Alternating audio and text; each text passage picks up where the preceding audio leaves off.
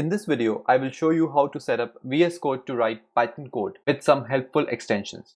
We will be installing Python and VS Code using Homebrew first, and then I am going to walk you through how to install extensions and show you what each of them do.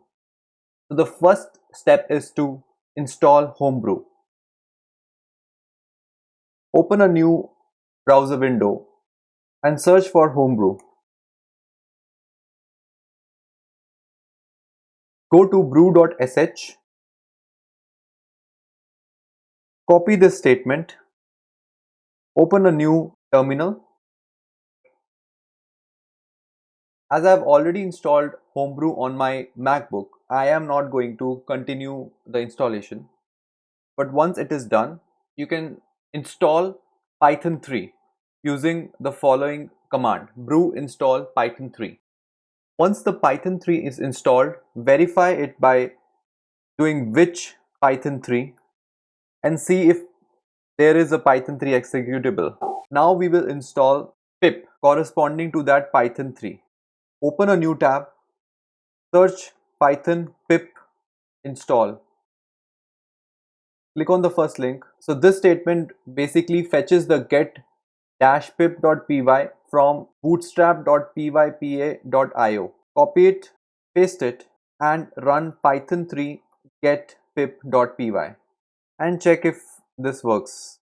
pip3 works. Now we will install VS Code using Homebrew itself. So brew cask install Visual Studio Code. Once the Visual Studio Code is installed, click on Applications, click on Visual Studio Code.app,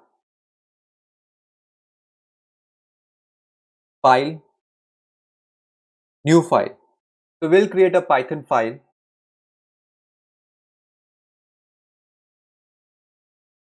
So we save it on at desktop and call it main.py. So let's right click on it and try running. Currently we don't have any Python extensions installed and therefore we cannot run this Python code. Click on the extensions icon and search for Python. The first extension, Python, which is from Microsoft, is needed to run Python code. So it's an extension which has a rich support for Python language and includes features such as linting, debugging, IntelliSense, code, navigation, formatting, refactoring, unit tests, all of these. Currently it's disabled, so I will enable it. We'll also install one more extension from Microsoft, which is IntelliCode. Enable. And once we are done, we are going to restart Visual Code Studio. Right click. Now we can run this Python file in terminal. So running this Python file in terminal works as expected. Now the third extension that we need to install is Kite. Click on the extensions, search for Kite, click install. The Kite requires the Kite engine backend to provide completion. Please install Kite. So we will install the Kite engine through brew. So brew cask install Kite. Kite helps you write code faster by showing you the right information at the right time. You can look up docs and how a particular built-in method can be used for various different use cases. Go back to main.py, hover on print. Print will show docs, which is because of the Kite extension. Click on docs and docs will show you what that function is about, what the signature is, how others have used it, what's the description. So you can use Kite to quickly look up built-in methods. So the next extension is AREPL, arepl, and enable it. We'll go back to main.py and you will see an arepl icon over here. Click on it and we'll see a window that will pop up on the right hand side. So what arepl does is arepl shows the information in real time. So the line second is accessing the 0th index, which is 1, therefore it's 1. Line 4 prints the num list, where 6 is appended to the original num list, and this is the line number 6. So this idea is a seamless development experience where you can see what you are programming rather than guessing the results and running into nasty surprises later on. It also shows the variables. If we add another variable here, name is equal to Rahul, it is going to show in the right hand side. So you don't need to run the Python code every time you change it.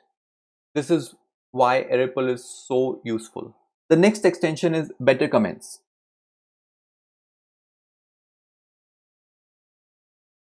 With this extension, we will be able to characterize various annotations into alerts, queries, to-dos, highlights. In the comments, if you add an asterisk, that means it's an important information. If you add an exclamation mark, that means it's an alert. When you add a question mark, that means it's a query. Should this be added for queries?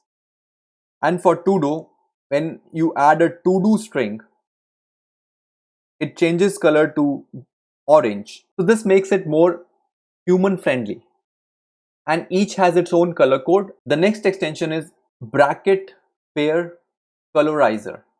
Line 9. If we have multiple braces, then it's become tricky to understand which is the opening brace and which one is the closing brace.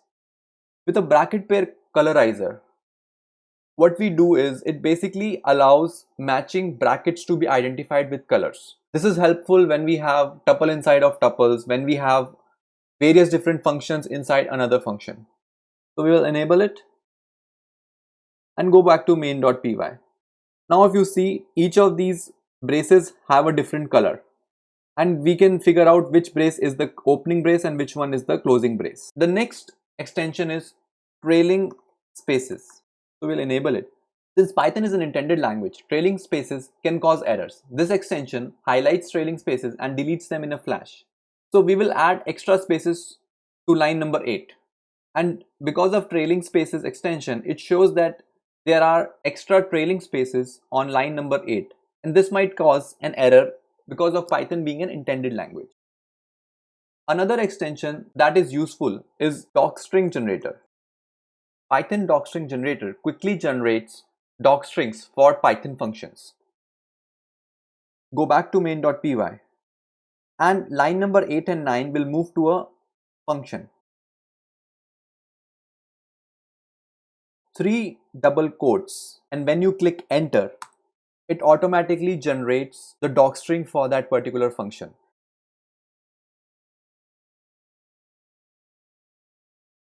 So that's it for this video. In this video, we installed VS Code, Python 3 and pip. We also set up VS Code for Python development by installing 8 extensions. If you like this video, please give me a thumbs up. If you have comment about anything, just leave a comment down below and I will reply to it as soon as possible. Please subscribe to my channel to get updates about the new videos. Thank you for watching.